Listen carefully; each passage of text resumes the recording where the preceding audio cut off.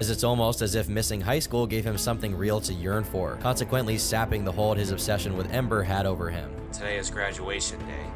It's just, I can't believe how fast these past 13 years went.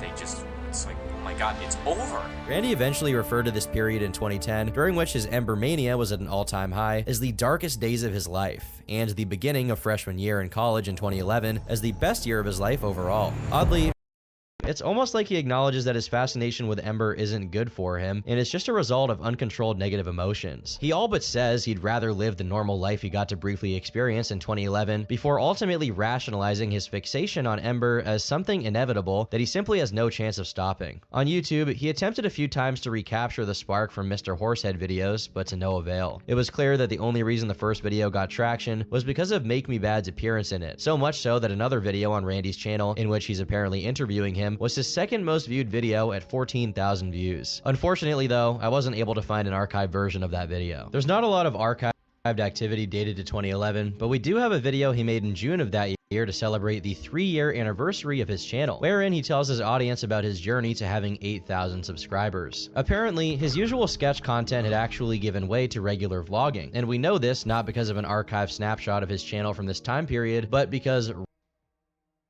Ray William Johnson, of all people, said so. After reacting to a video of a guy being run over by 2 cars, he specifies that this took place in the driveway of Randy's grandpa. A couple of interesting things about this. One, the kid who originally posted this actually vlogs regularly on YouTube, which usually isn't the case for people who post these videos. And good for him, you know?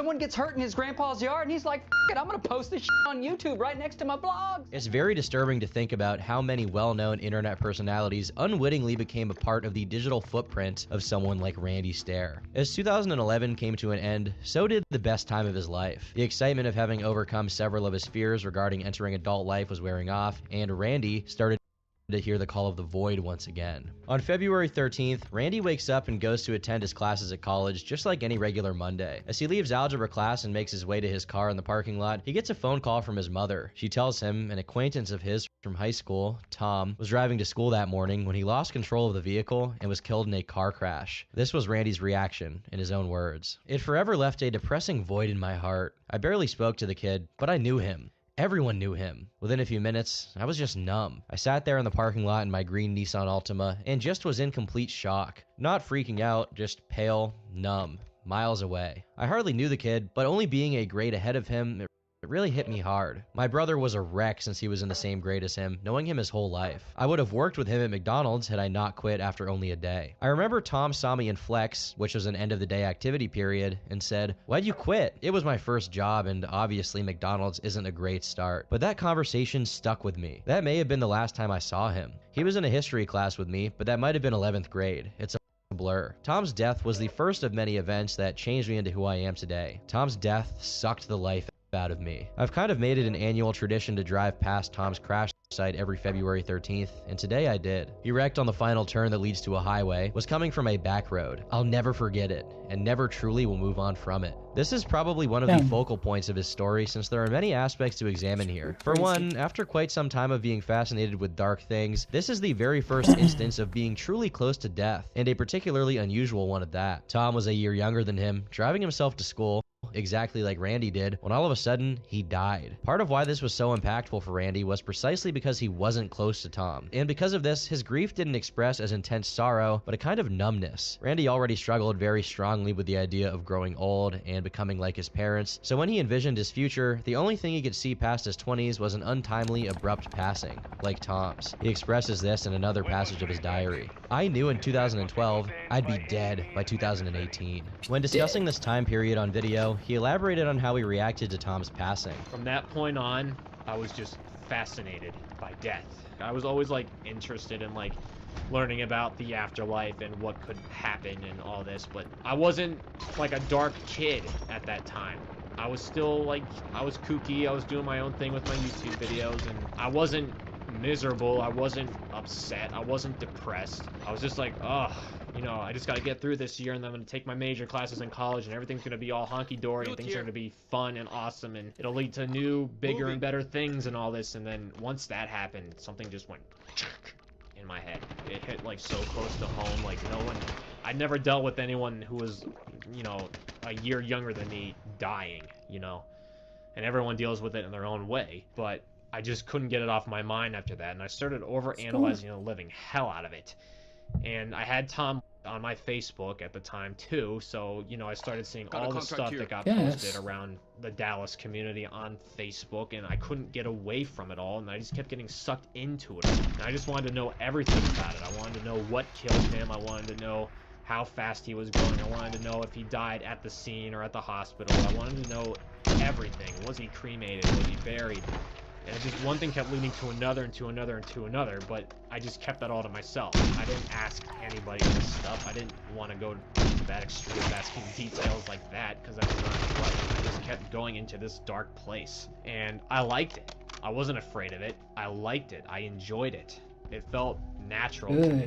But as the year went on, I sort of kind of dug myself out of the little hole that I dug, you know. I got back on track. Sure, my grades plummeted at the time, but I still managed to pass everything somehow. Again, not a lot of content has been specifically dated to 2012, and it's difficult to tell when an archive video is from based on how Randy looks alone. However, he once again celebrated his channel's anniversary in June, which is tail-ended by a montage of the videos he had uploaded in the past year. So now you gotta open your creaking door again, step on the duck again, and walk back again, and step on the duck again, and close your creaking door again. But oh, you forgot to take your contacts out. Other than the horsehead-related videos, his content seemed much better compared to the previous years, at least judging from what we can see in the montage. He was even the subject of yet another interview by a small YouTube channel. Obviously, these standards during that era weren't as high as they are now, but even still, if you showed people some of this stuff and told them that Randy was a mid-sized YouTuber from 2012, they wouldn't really doubt it, especially considering how many people in the early 2010s were basically angry video game nerd clones and developed sizable audiences doing it. There's a slightly noticeable increase in violent themes, but still nothing to be concerned about. Even with what had happened to Tom earlier that year, he not only managed to behave normally, but actually dedicated some energy to the videos he was uploading. An entry in his diary reflects this. By fall 2012, I was back to myself again and made two of my favorite YouTube videos, A Furby's Calling and Crazy Christmas Maniac.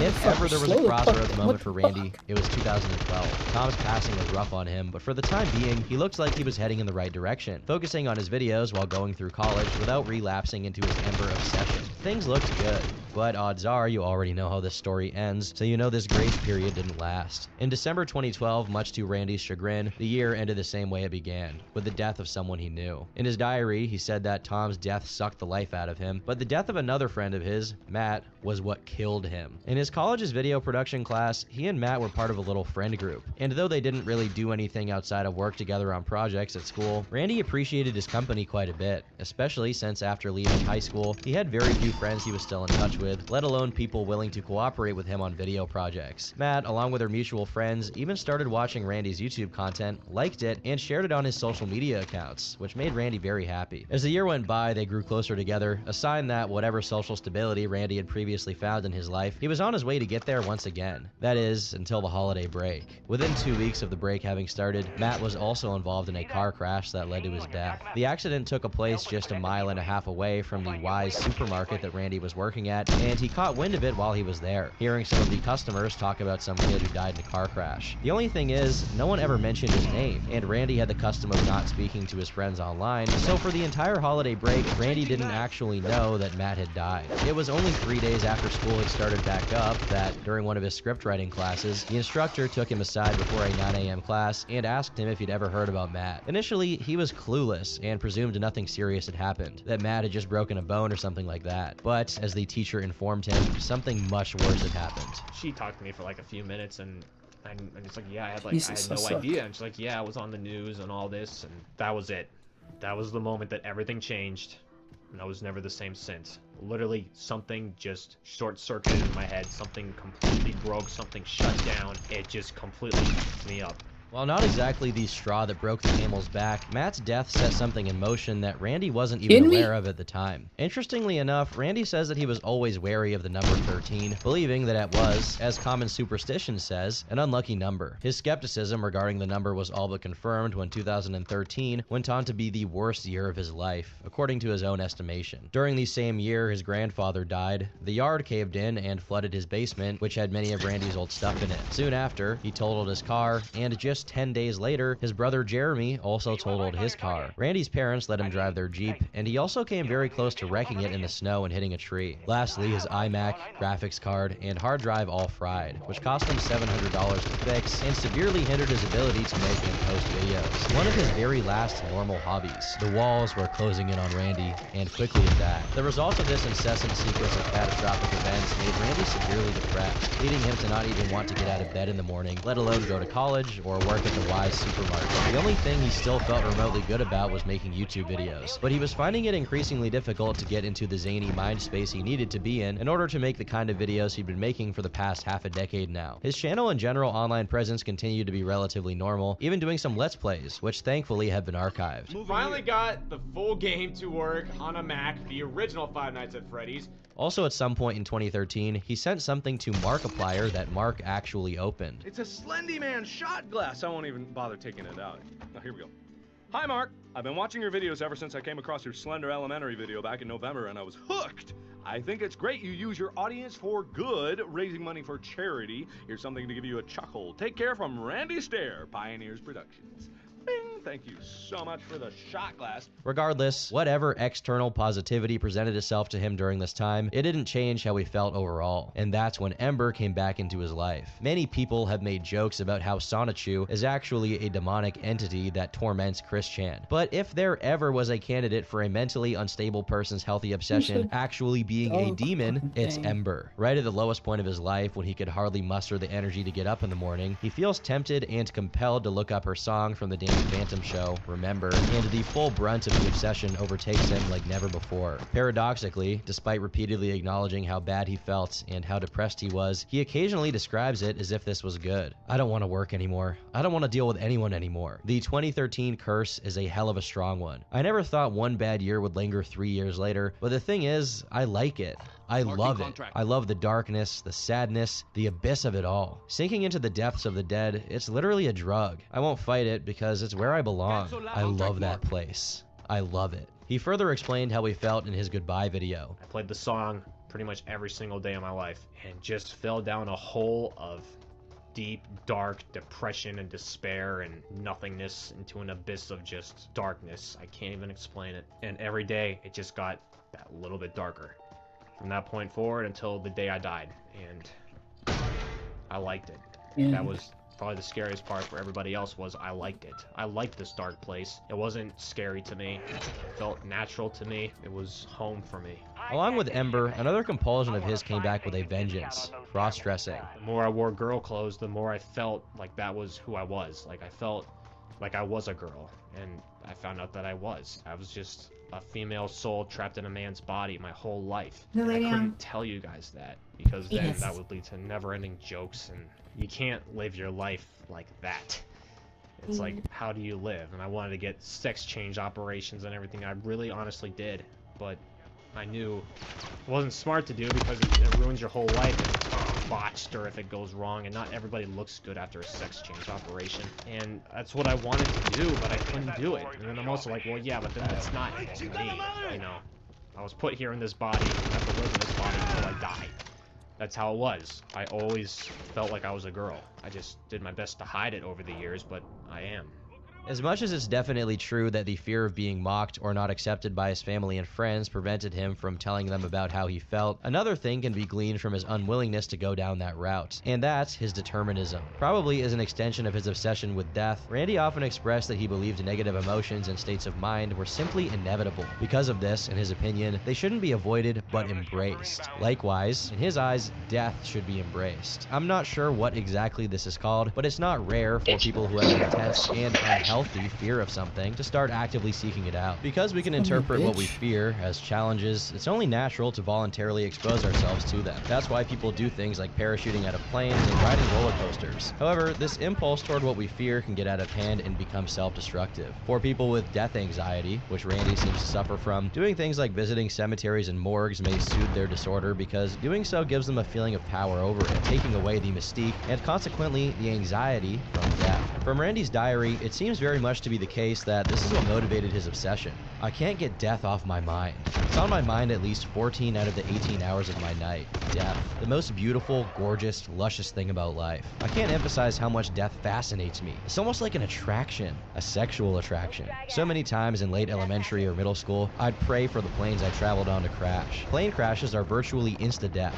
It never happened. I didn't want to go back to school or go back to work. Once I realized how the world works, I would either daydream in class about YouTube videos, girls, or death. To this day, those are still my big three. It never gets boring. I have fantasies of killing girls and laying them on top of me and fusing into their bodies, absorbing their feminine traits and absorbing what little life is left inside of them. I'm a ghoul, a girly, feminine ghoul. I want girls' bodies. I want to become them, overshadow them, and eventually discard them for something better and more satisfying. The smooth skin, the curves, the stomach, exterior, the chest, the silky, moist, smooth arms and legs, the long hair on the head. This is how I'm meant to be. Virtually every 10 to 25 minutes, I think of something death-related. Maybe every 3 minutes. It's a lot. I just can't get the thoughts of my final night on Earth off my mind. Like, just to think, this will be my last time waking up from a dream, my last time saying goodnight to my parents, let alone seeing them, my last time posting on social media, my last time driving my Hyundai Sonata, brushing my teeth, doing my hair. It goes on and on. It's going to be very surreal just knowing all future contact to this world as my human self will be terminated. Mind you, these are just a few particularly relevant passages in which Randy expresses his compulsive rumination on how good he feels about death. In his goodbye video, he reveals that in one unspecified video he posted to his YouTube in late 2013, he makes his very first veiled hint at his intention to no longer be alive, saying that he didn't see himself uploading videos anymore by 2015. In January 2014, he released a video called Amnesia,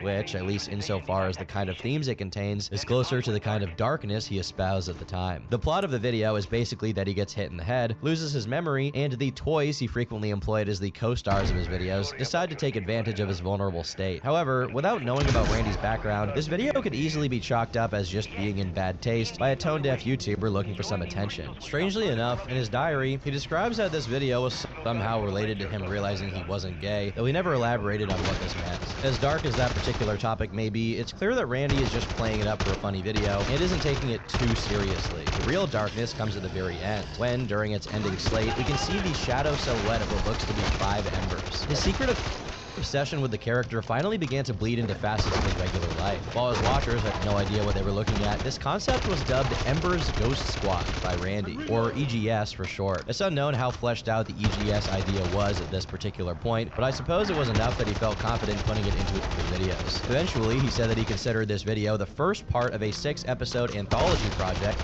that was his life's magnum opus. But we'll get to that. The second video, of a total of just 4 videos he uploaded that entire year, was called Search for Remember, which Randy says was the ultimate cause of his demise. The story behind the video revolves around Remember, the song Ember sang in Danny Phantom. As Randy recounts, for a decade after the episode containing it aired, the only version available online was a very low-quality video with a mono mix on the audio. In a terrible instance of serendipity, someone discovered that its singer had it up in perfect quality on her portfolio website and made the mistake of sending it to Randy, not knowing what the ultimate ripple effect of their actions would be. Randy took to his alternate YouTube account, Worthless Toaster, to upload it to YouTube for the very first time, where it now stands at over 5 million views. Randy saw this as a sign of destiny, and Ember took over his entire life. In the same month, he made and published The Search for Remember, a short film wherein he was about to take himself out due to the song never being released, only to discover it in full quality and find a new meaning to his life. In essence, this video was autobiographical. Adding fuel to the flame, the singer not only watched this video, but liked it and added Randy on Facebook. I'm not sure how he didn't experience any dissonance, considering he was now interacting directly with the woman who voiced Ember, which obviously meant Ember wasn't real and just a cartoon character. Then again, considering how delusional he already was at this point, there's no point in really trying to pick it apart. Next up in his anthology was a video called Extinction, in which he exacts revenge for what his characters did to him in the previous video, supposedly because he lost his job over the video that was taken of the incident. The inclusion of losing his job as a part of the story isn't accidental at all. During this time, he struggled intensely with finding and holding down a job, and he left his part-time job at the supermarket. In his diary, he says, "By mid-2014, I didn't want to work anymore. I constantly envisioned hurting customers. In September, I got a full-time stock job at the general hospital my mom worked at, but quit after the first day. It was a second shift job. I just didn't fit there. The facility is enormous. There's like 16 to 20 some floors, and the stock could be for any floor in any supply closet. I would have lost my mind by Christmas." During that job search from spring 2014 2014 through September 2014 was when I legit started thinking about suicide. The anger and hatred for the world was boiling like crazy. I got around 5 calls for jobs, but I never answered my phone or responded to emails. I didn't want to work anywhere. As the videos for the EGS anthology came out, so did their respective soundtracks, all of which were original tracks Randy composed himself and released on Bandcamp. Soon after the midpoint of 2014 was crossed, another addition to the anthology was made, a video called Extinction, which was an upload in which he graphically murdered the whale plush and toy frog he used to make his videos with up until that point. Near the end, he discovers that they had recorded a video for him in which they apologized for being so obnoxious, at which point he breaks down in regret, only to be interrupted by none other than Ember, as a painfully low-resolution cutout PNG that wasn't even from the original cartoon, but a drawing done by Randy, speaks to him and tells him that he did what he had to do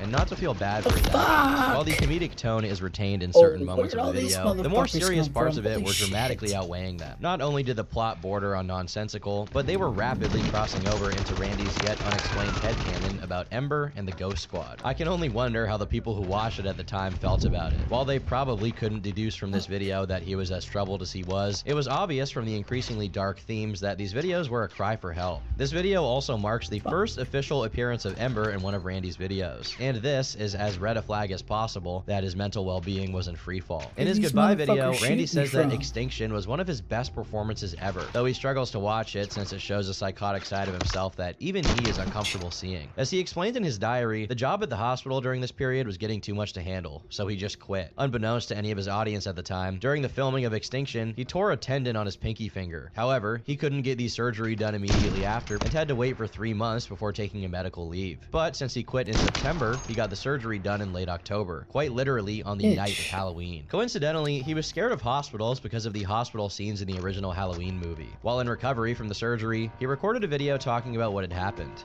This is what it looks like.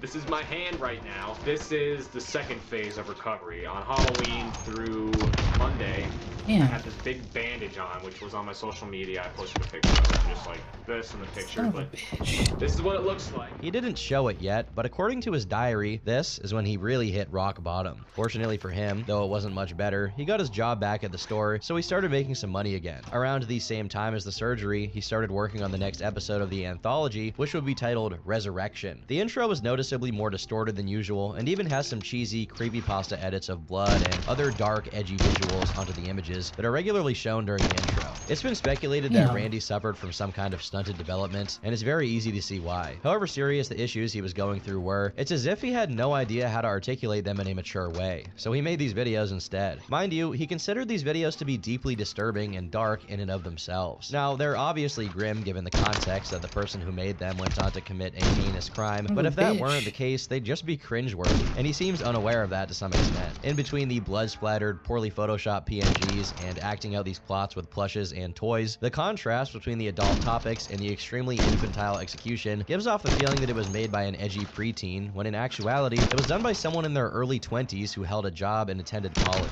Randy Stair was a DeviantArt cringelord. Resurrection is more of the same as the previous episodes, but this time, the whale and the frog are gone, and there's only Ember as Randy walks around his house and drives. Randy began experimenting with very rudimentary animations that consisted of moving Ember's eyes and eyebrows slightly to alter her expression. A few months later, he released the follow-up to Resurrection called Absolution, which, although it looks slightly cleaner, is about as tone-deaf and janky as the rest of his videos. It's in Absolution that he reveals that he made his version of Ember, not through any conventional animation or drawing program like GIMP, but on the emblem editor on Call of Duty Black Ops 2. Likewise, he spends the majority of the video conversing with Ember, and the video concludes with him taking his own life after accepting he was never going to be able to bring the plushies he killed back to life. I'll always be here for you, no matter what. Interesting. I'm ready. Garbage, garbage, Are you garbage. sure? Everyone goes someday.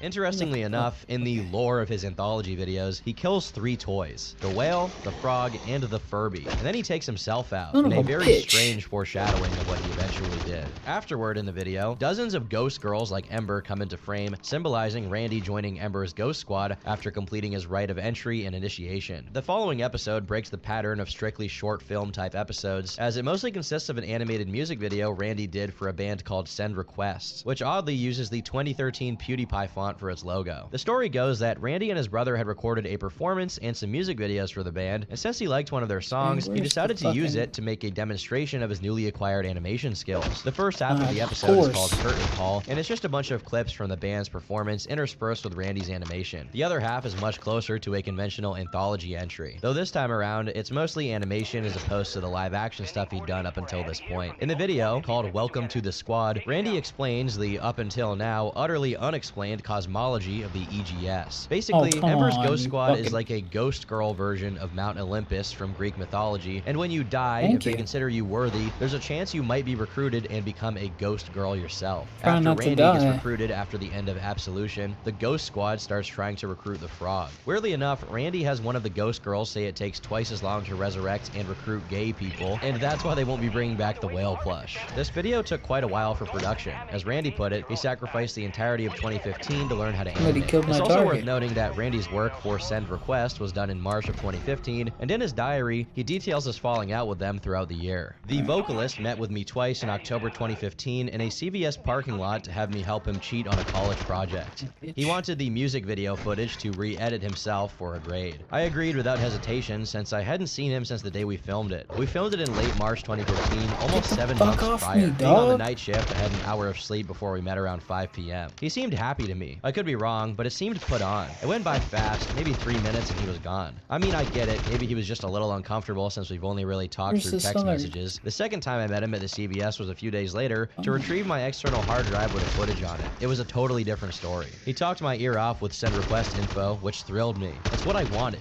Inside info. Little did he know I had both meetings recorded with my iPhone in my pocket. 100% start to finish. There's even some laughter from it used in the EGS intro right before Stuck in My Own Misery. Now you know one of the many secrets about that piece. As I was saying, the vocalist gave me some details about the band's future, saying they were going back to Ohio in a few weeks to record again. He was very open, which surprised me, even just rambling. But then came the talk that would be the downfall of our relationship, the music video discussion. I thought that I was an automatic lock for the new music video, but I was wrong. Me and my brother had even gotten sharp new lenses, which I told him would make the previous music video look like a joke. He seemed somewhat intrigued and said, "We want this video to be perfect," which, being the perfectionist that I am, led me to think I'm your guy. He hinted that he'd keep me in mind, but I thought for sure I'd be able to help in some form. The entire winter passes, nothing. I text him asking if they're working on anything interesting, says something along the lines of, "Nah man, just hanging around." About a month and a half passed, and the bassist tweeted about checking recording a successful music video off the list. This was when the lies started. In the end, I'm glad they went with the production company because I wouldn't have been able to make it look like that. Anyways, I brushed that disappointment off and just figured doing cartoons over video was the best option. I haven't seen Andrew since that late October day. I began to grow more and more enraged with him, whether it be ignoring my texts or giving short, puny replies to lengthy messages. I got vibes that he didn't give a shit about the endless hours I spent animating the music video or my animation in general. I mentioned to him possibly spending 8 months on an animated music video. Nothing. 15 months perfecting my animation skill.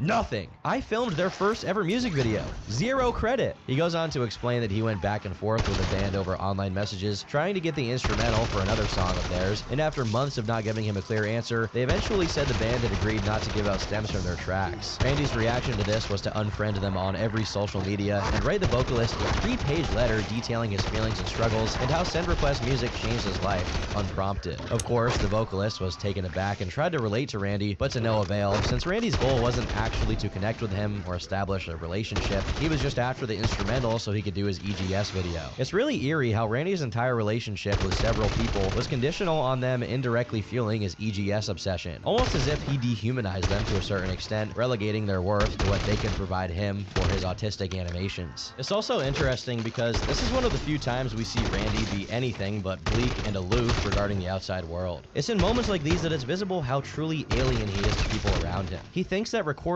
everyday conversations without other people's knowledge is a fine thing to do, and secretly using it in one of his videos is a funny secret, not kind of creepy. He also expects a band that is trying to commercialize their music to completely understand him taking 8 months to make a music video for them, with the original character he created based on an all but forgotten Danny Phantom villain from well over a decade prior, despite his animation skills being not very good. He described their falling out as his dreams being crushed and that they made a grave mistake in wronging him, while also mentioning that he sent the vocalist yet another page-long message as a Have you lost Medicaid or CHIP? At healthcare.gov, 4 out of 5 customers can find a quality plan for $10 or less per month with financial help. Enroll in a plan today at healthcare.gov. Paid for by the U.S. Department of Health and Human Services.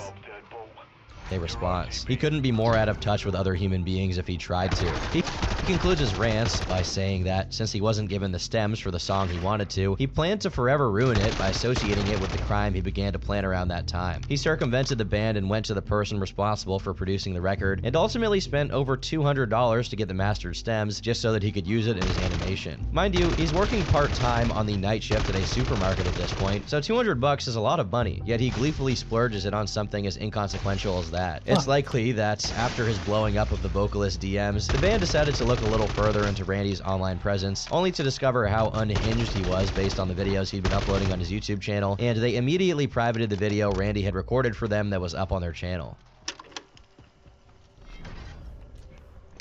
In 2015, Randy grew increasingly wary of having his online presence scrutinized by his family members or people who knew him in real life, leading him to change his name on everything he had online. However, this wasn't the only reason. In a document from much later, he reveals that during this period something happened, which Randy called Randygate, that signed the death sentence for the Pioneers Productions era. It started with one of his fans, who had written lewd fan fiction about him in late 2014. While Randy tried to act as if he appreciated it, he couldn't hold the act up for very long and eventually blocked him. This fan, whom we'll call Dave, started ranting on Twitter to other Pioneers Productions fans who took his side and attacked Randy online. Even though Randy eventually made peace with them, it further demotivated him to keep making the same kind of content he used to. As he slowly pivoted to EGS material, 2 new fans did get on board, Sammy and Haley. Being completely unaccustomed to having fans, Randy engaged with them directly, which was a grave mistake since this made them extremely devoted to his online presence, liking and sharing everything he did obsessively. In total, there were around 5 to 8 people in this online bubble of dedicated EGS followers. This began annoying Randy almost immediately, as he was unintentionally getting roped into their lives and exchanging DMs with them. This was set into hyperdrive once one of the fans started frequently threatening to do something drastic on their Twitter account, publicly tagging Randy to get his attention. Being the misanthropic loner he was, with the dark tendencies he was already struggling with, it was excruciatingly difficult for Randy to try and do the reasonable thing, which was talking this person down from what they had in mind to do, or telling the police. A particularly exhausting part of this whole ordeal was that this fan of Randy's would often disappear for days, causing Randy to spend his entire workday refreshing Twitter constantly to see if they'd posted. Eventually, it became too much for him and he blocked her, earning him yet another wave of hate from his remaining followers. As a consequence of him ostracizing himself from the bubble, he stopped doing live streams and further distanced himself from YouTube. But eventually, this bubble of people had a very different perspective as they collectively interpreted Randy's newer, darker videos as veiled threats to their lives. In mid to late 2015, he made a new Twitter account called EGS Andrew, where he frequently posted cryptic updates about the general EGS phenomenon. Around the same time, he made a wiki page for EGS, and in it, we can find some additional headcanon Randy wrote. Founded in the 1980s, EGS is one of the most cherished squads in the afterlife. Short for Ember's Ghost Squad, Ember McLean founded the organization not long after perishing in a house fire. During recruiting, all souls are fair game. Although the squad's traits vary extremely, recruiters generally search for lost cause souls, typically people battling depression or have become outcast in their daily environment. Lost causes who finally earn their chance to be who they truly are make the EGS one of the strongest squads in the afterlife. There are occasions where recruiters physically reach out to those amongst the living, offering a way out of their torment and misery. In these circumstances, recruiting is cleverly executed as to not make society aware of the spiritual forces overshadowing the earth. There are rare circumstances where the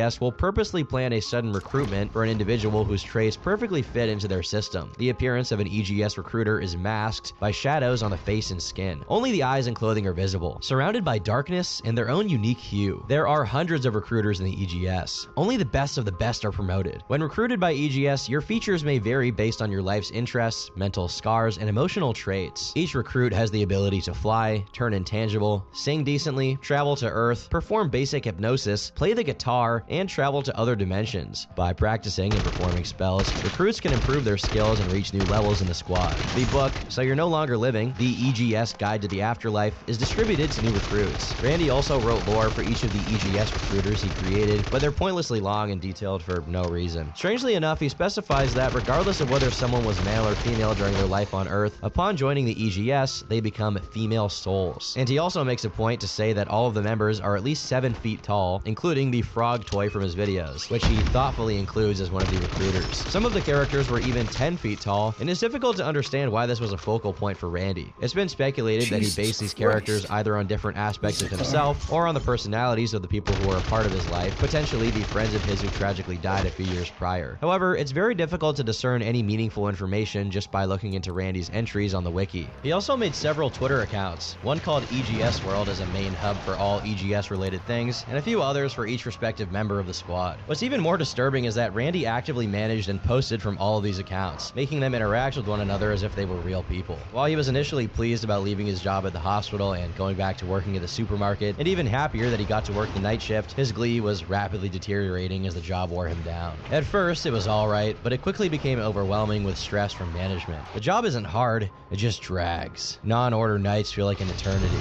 I've long exhausted my music library. The best part is there's no one to bother you. I've even had shifts where it was just me and the floor guy who leaves at 3 a.m. and me all night. It's peaceful, but man do I get bored. You level the store and fill holes or do backstock on non-order nights, it gets old fast. 2016 begins with the last entry to the anthology series, Abyss. The video is just a monologue by Randy, in which he does a little bit of an impression of Heath Ledger's Joker while trying to sound as menacing as possible, while the camera either zooms on his face or pans around his room, showing his My Little Pony memorabilia, the innumerable images of Ember he has plastered on the walls, along with posters from the movie Frozen and the Angry Video Game Nerd, the poster for which was actually signed by the nerd himself.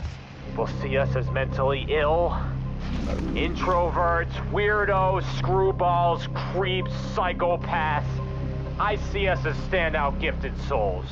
Again, it would be cringy if it wasn't a real sign of his psychological decay. As Randy had already explained in his diary, as early as 2014, his rage had been building up, and he was already planning to commit some kind of violent crime. But even he had no idea what it was, or even if he was actually going to do it, or just take himself out and leave it at that. It seems that, by the end of 2015, he already had an idea of not just what to do, but when he would do it. One of his cryptic tweets signaled it would happen on May 7th, 2019, with no further clarification. While the first half of the year didn't have any significant updates, according to Randy's goodbye video, it was during this relatively quiet period that he was completely sucked into another obsession, Columbine. According to him, everyone saw the perpetrators of that crime as monsters when he saw them as the true victims, and in his words, grew to love them and see them as an inspiration. He was particularly enamored with one of the criminals' t-shirts, which said natural selection, obviously striking a nerve in Randy, who immediately associated it with his beliefs about tragedies, like them being inevitable and fated to happen. In order to further learn about what had happened, he made an account on a discussion forum dedicated to the shooting, and his profile is still up to this day. While most of his posts aren't noteworthy and just express an interest in learning more about it, a few give a little insight into whatever remained of the person Randy used to be before his obsession with Ember completely seized him. In a post, he expresses disbelief that the parents of the perpetrators didn't pick up on the signs, which can be chalked up to Randy projecting his own situation onto their stories. At this point, he wasn't trying very hard at all to be secretive about what he was up to. For example, he got himself 3 natural selection t-shirts, and still, no one picked up on it, leading him to resent them further. In a much more revealing post, he says the following. The biggest question of all, though, is would any of the Harris family forgive Eric?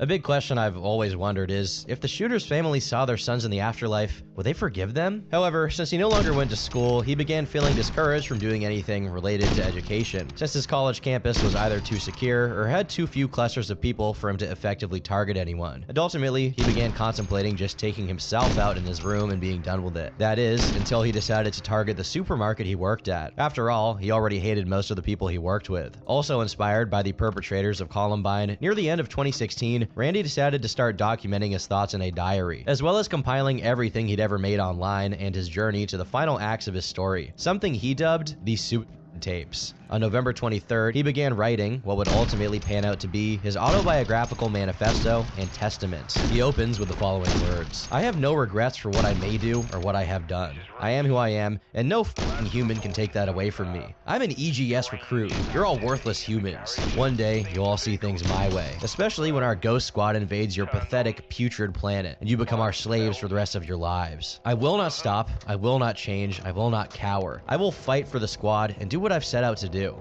I am Andrew Blaze." If there ever was a time in which someone could have intervened and stopped Randy from doing what he planned to do, that time was past when he began his diary. He spends a few paragraphs declaring his admiration for Eric Harris and begins to essentially rewrite the story of his life, adapting it to his current self, claiming he's always been this way and hated humanity since the beginning, which is clearly untrue. In an unintentionally pithy segment, immediately after he's done pontificating about how he hates the world, he begins expressing his distaste for his own identity, particularly his name. He explains that he's always wanted to change his name to Andrew since middle school when he learned about Hurricane Andrew, and explains the meanings he ascribed to the name. He believes this is the name he's fated to have as a ghost girl in the afterlife, which is ironic considering the name Andrew comes directly from Greek and it means man. In another document released a while later, he mentions the incident that prompted him to want to change his name in the first place. "One time when my mom sat down and asked me if I was okay due to a post on my Facebook that my aunt saw, it was a post saying something like, 'I wish I could be somewhere else besides this world and to just get away from everything. It'd make me happier.' I can't remember fully what I wrote, but that was the gist of it, and it really upset my mom. I never got confronted about anything in terms of depression since then. After that happened, I completely removed anyone who knew me personally off of my social media. They were holding me back. This was also around the time when I changed my name. I wasn't Randy Stair anymore. I was Andrew Blaze. I knew full well that no one would be able to find any social media if I used a different name. And later on, I realized that Andrew Blaze was, in fact, my spiritual name. At least I'm 85% certain. Might be Rachel/Rachel something, but Andrew Blaze clicked." Going back to his diary, after declaring his hatred for people who smoke weed, he reveals what he thinks he'll be up to after he becomes part of the EGS. "I can't stop envisioning myself in the Ghost Squad,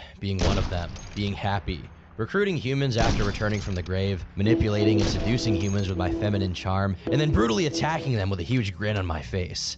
The power, the revenge, the Ghost Squad. I want it, and soon it will be a reality." While he had seldom broached this topic in other instances, he begins talking about his perspective on religion, saying Christianity is a fairy tale, but that there are gods and goddesses. However, he follows up with a more uncertain outlook, saying that life could be a series of other things, a simulation where only one person actually exists, a punishment, or how he prefers to see it, a mission. In his mind, he was sent from another dimension to Earth to learn some kind of lesson. He repeats the aforementioned May 7th date, but doubts he's even going to be able to resist his urges to do something drastic for that long. While the EGS channel kept him going, it was getting harder for him as he became increasingly aware of the limitations he faced, trying to make animated videos mostly on his own. But he had been able to hire the help of a voice actor or two, who won't be named and had no idea that Randy would do what he did. But as far as the animation itself, he was having a very hard time getting it all done in a timely manner, which is unsurprising considering how depressed he was at this stage. On the same day, he writes about how he began to hate the mere thought of eating, regularly going 20 hours with no food for the past year and a half. But soon after, his complaints about how miserable he was turned into claims that he loved the darkness that tormented him, and he proceeded to write threats to the people who worked with him at the supermarket, even calling them racial epithets despite them being the same race as him. It appears his resentment for them was an extension of his resentment for having to hold down a job to fulfill his parents' expectations of him, which he saw as a hindrance to his animation work on the EGS projects. He only writes again a couple of weeks later, announcing that he would be shooting a handgun the next day. He recorded it though, and the footage has been archived.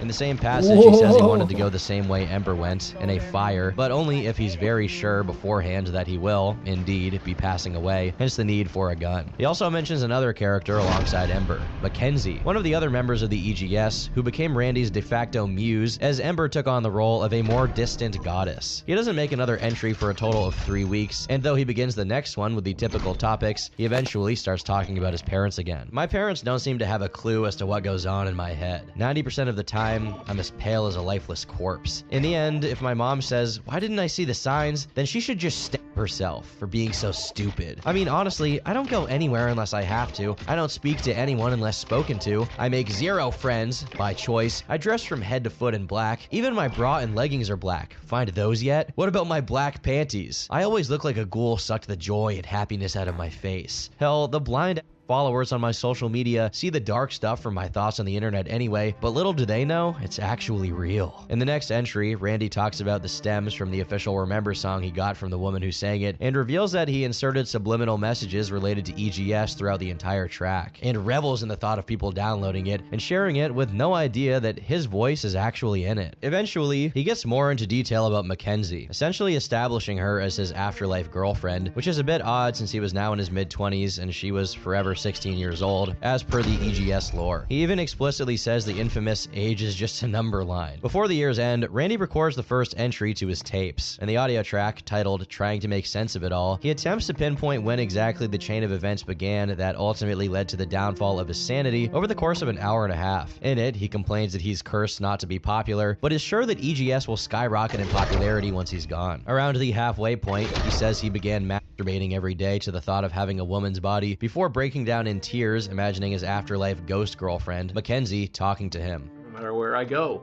when I'm driving in the car, See the around same. people, Whoa. or sitting and thinking she's right by my side. I know she is. I feel her. I feel her around me all the time, and telling me it's okay. You know, I'm here. I know you can't give away your life yet. You know, you still got things to do, but I'm here, and I'll wait for you. In late January 2017, Randy finally managed to find himself an animator willing to work with him, though it's not yet clear what that work was going to be. A day later, he goes back to idealistically fantasizing about his entry, or as he puts it, return to the EGS. Words cannot describe how happy I'll be not to have to eat, breathe, blink, or poop ever again. I virtually eat nothing nowadays. I'm 132 pounds of skin and bone. My arms are literally as thin as the EGS drawings. I want to chop my penis off so bad. They're so disgusting. Why do guys like drawing those putrid things so much? I can't wait to have my penis and butthole taken away and have my pussy and breast back. 24 years without them. 24 years! I miss my white skin, leggings, and long hair. I miss not having to breathe. I miss not being able to feel physical pain. This body is a punishment. Most of all, I miss my cartoon-like form. Bodies in this dimension are tolerable, but they're nothing compared to that dimension. Somewhere, someone is laughing at all the things I'm saying, like, this is without a doubt the stupidest psychotic retard on Earth. Ha! Keep laughing, pal. You'll see for yourselves when your time comes. And for some of you, I'll see you soon. I guess I'm that someone somewhere, and right now, I gotta concur with his self-description here. It's also interesting to note that it's not that he believes that Ember is a real, ethereal, three-dimensional being that exists in the afterlife, who happens to be depicted in a cartoon. He actually thinks the afterlife, or at least the EGS, are cartoons, and he will also become one. He continues to claim he hopes his death inspires some kind of worldwide EGS cult that will take many souls, but as he This shit, and see you next time.